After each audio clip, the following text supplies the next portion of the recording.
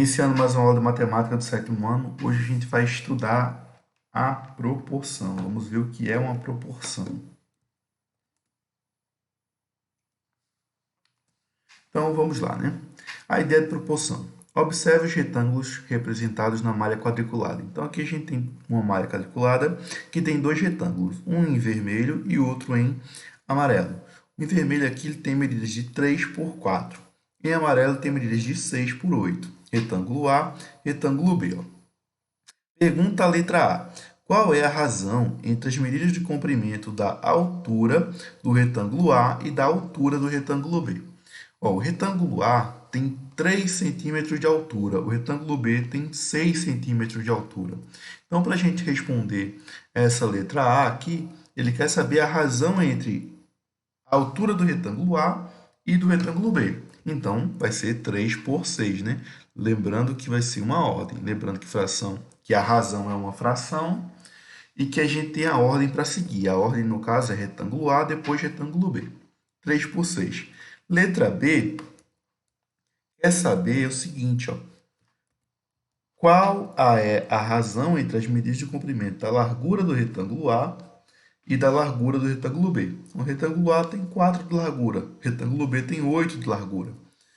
Então, a gente pode concluir disso que a razão entre a largura vai ser 4 por 8. E no item C, ele pede para observar os resultados obtidos nos itens anteriores. O que a gente pode afirmar desses resultados? Ó? A primeira razão deu 3 sobre 6, a segunda deu 4 sobre 8. A gente pode simplificar essa razão aqui de cima. 3 e 6 são números que podem ser divididos por 3, né? 3 divide por 3 e o 6 divide por 3. Então, a gente obtém a fração 1 meio.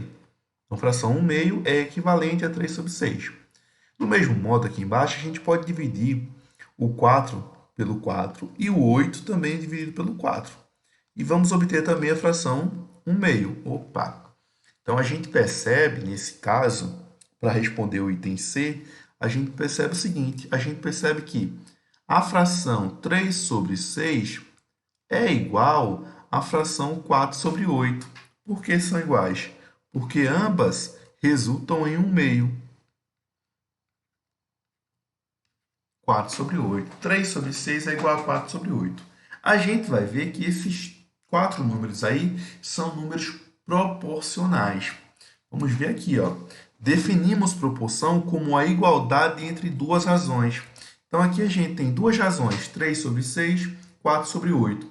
E elas são iguais, então eu posso dizer que aqui a gente tem uma proporção. Então, a gente tem uma proporção entre esses números, que a gente define como uma igualdade. Né? Assim, no explorar e descobrir acima, temos a seguinte proporção. 3 sobre 6 igual a 4 sobre 8. Como é que a gente lê isso? A gente lê da seguinte maneira. 3 está para 6, assim como 4 está para 8. Os números 3, 6, 4 e 8 são chamados de termos da proporção. O primeiro e último termo, que é 3 e 8, neste caso, são os extremos da proporção. E os outros dois termos, 4 e 6, são os meios. Então, 3 e 8, extremos da proporção. 6 e 4, os meios da proporção. A gente vai ver agora a propriedade fundamental das proporções. Ela diz o seguinte, ó, em toda proporção, o produto dos extremos é igual ao produto dos meios. Assim sendo, a proporção A está para B, assim como C está para D, é uma proporção de fato se A vezes D for igual a B vezes C.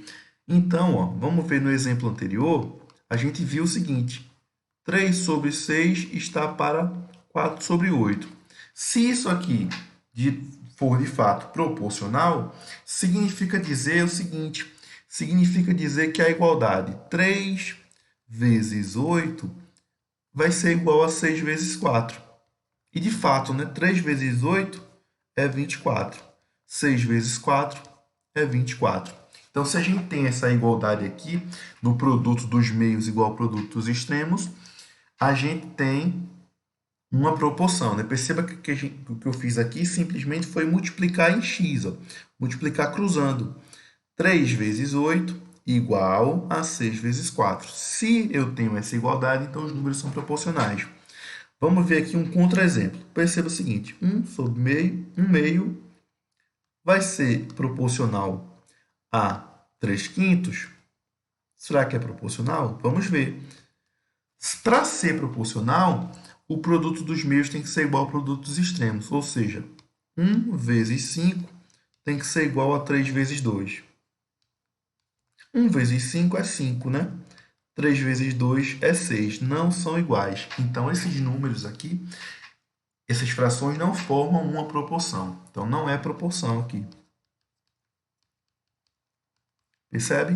Para ser proporção, a gente tem que ter o produto dos meios igual ao produto dos extremos. A gente tem que ter essa propriedade das proporções, a propriedade fundamental das proporções. Então, vamos aplicar ela nesse caso. Esse caso diz o seguinte: em uma sorveteria, de cada 10 sorvetes vendidos, 6 são de chocolate. Em certo dia foram vendidos 200 sorvetes. Quantos sorvetes de chocolate foram vendidos?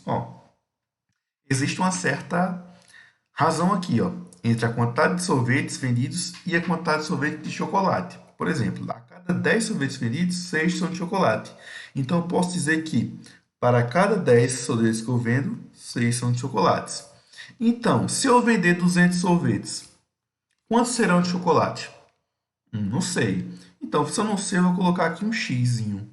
Eu não sei que quantidade de sorvete é esse para manter a proporção.